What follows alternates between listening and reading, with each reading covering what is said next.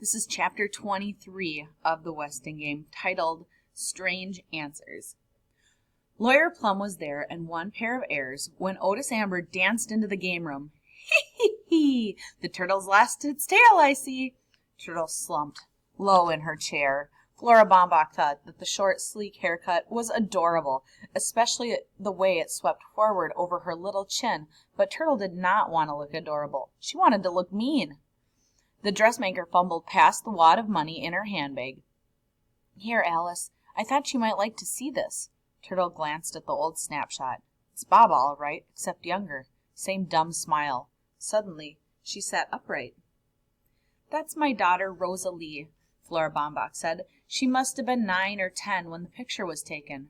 Rosalie was squat and square and squinty. Her protruding tongue was too large for her mouth. Her head lolled to one side. I think I would have liked her, Baba, Turtle said. Rosalie looks like she was a very happy person. She must have been nice to have around. Thump, thump, thump, thump. Here comes the victims, Seidel Pulaski announced. Angela greeted her sister with a wave of her crimson-streaked, healing hand. Turtle had convinced her not to confess. It would mean a criminal record. It would kill their mother, and no one would believe her anyhow. I like your haircut. Thanks, Turtle replied. Now Angela had to love her forever. Most of the heirs had to comment on Turtle's hair. You look like a real businesswoman, Sandy said. Well, that's an improvement, Denton Deer said. You look nice, Chris said. Only Theo, bent over the chessboard, said nothing. White had moved the king's bishop since the last time. It was his move.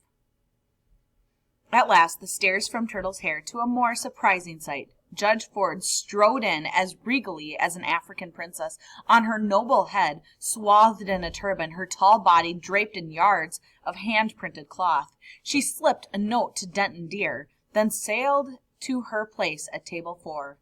Google-eyed, Otis Amber was speechless. They all were, except for Sandy. Gee, that's a nifty outfit, Judge. Is that what you call ethnic? The judge did not reply. Applaud. The local hero has arrived.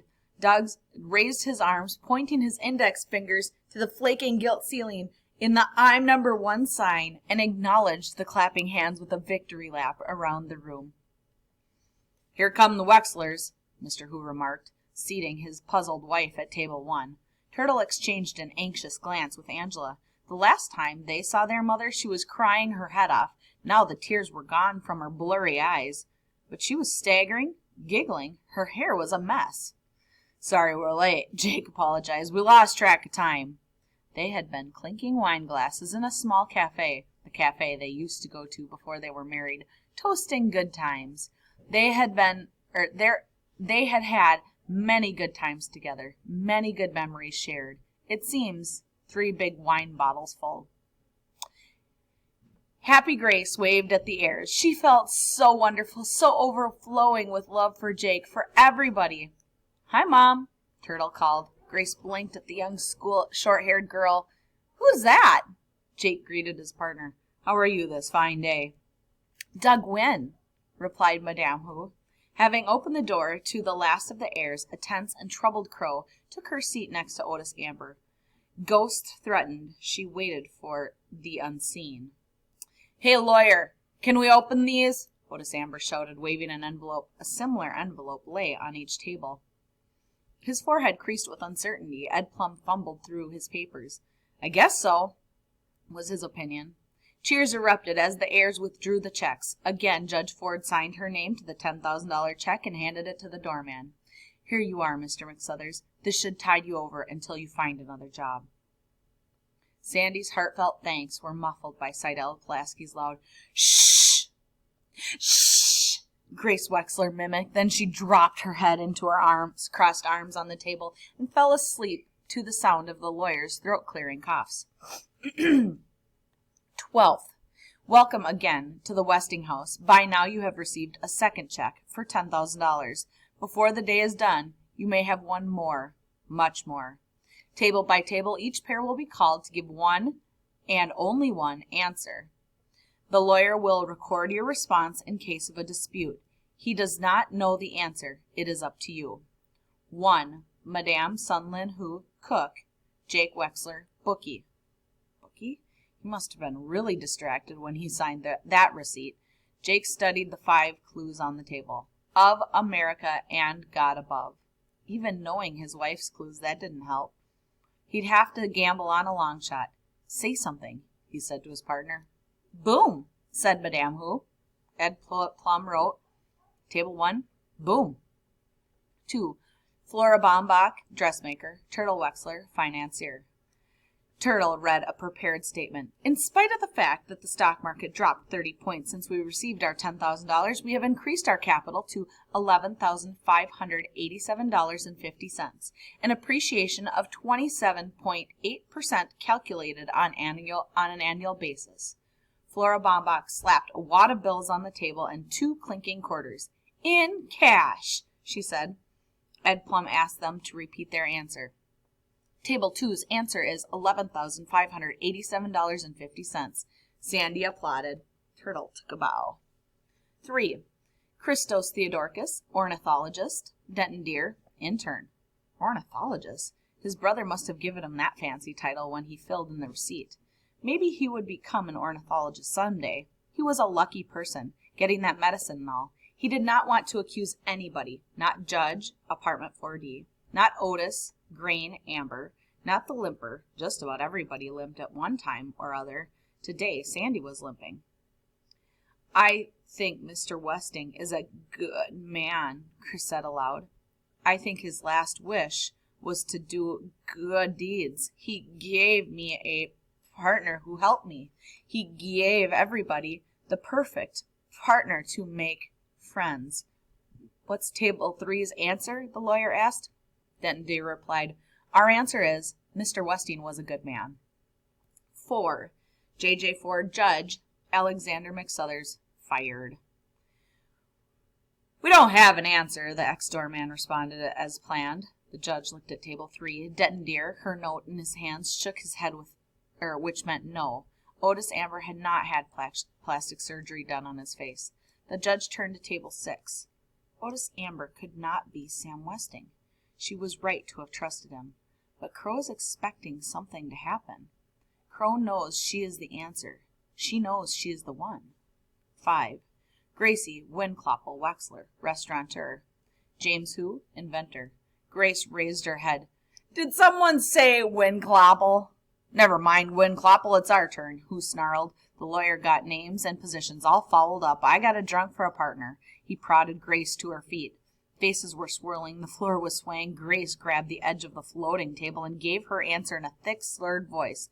The newly decorated restaurant, Who's on First, the Eatery of Athletes, will hold its grand opening on Sunday. Specialty of the day, fruited sea bass on purple waves. Grace sat down where the chair wasn't. Turtle gasped. Angela looked away. The airs tittered as Jake helped his wife from the floor. What's table 5's answer, please? The lawyer pressed. Ed Plum, said Mr. Hu. Yes, sir? That's our answer, Ed Plum. Oh. 6, Berthy Erica Crow, mother. Otis Amber, deliverer. Mother? Did I write mother? Crow mumbled. Is that your answer? Ed Plum asked. I don't know, Otis Amber replied. Is mother our answer, Crow? He could have sworn she had again signed the receipt. Good Salvation Soup Kitchen. Crow repeated, mother. And that's what the lawyer wrote down.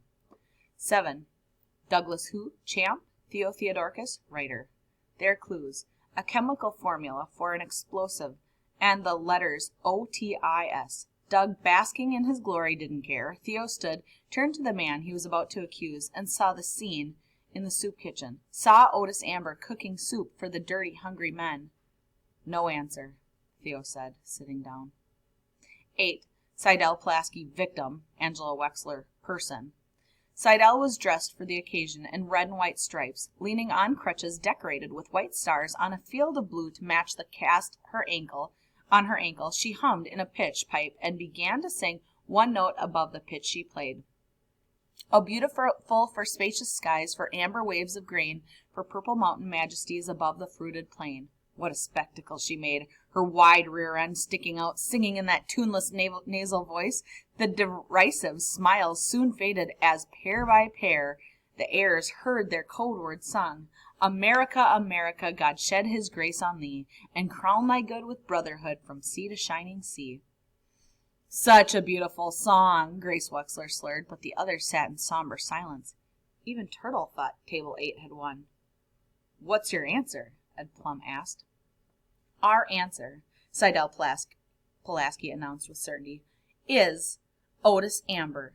The heirs listened to the lawyer read the next document, but their eyes stared fixed on Table 8's answer. Otis Amber. 13th. Okay, folks, there will be a short break before the big winner is announced. Bertha Erica Crow, please rise and go to the kitchen for the refreshments. Dazed with fear, Crow rose. The 13th section. 13 was an unlucky number. Judge Ford told Sandy to follow her. Hey, Crow, old pal, do me a favor and fill this for me, he said, handing her his flask as they left through the door. I'll go on the wagon starting tomorrow. Promise. Angela left the room, too concerned over Crow's trance-like state. Turtle followed Angela to make sure she didn't end up in the fireworks room again. The judge remained seated, watching the remaining heirs who were watching Otis Amber. The delivery boy had had enough of their suspicions. He swept a pointed finger across the range, imitating the sound of a machine gun. Rat-tat-tat-tat-tat-tat. Crow and Angela came back with 2 large trays. Turtle returned empty-handed, puzzled, but much relieved. The judge joined Denton Deer and Chris at table 3, bringing a plate of small cakes with her.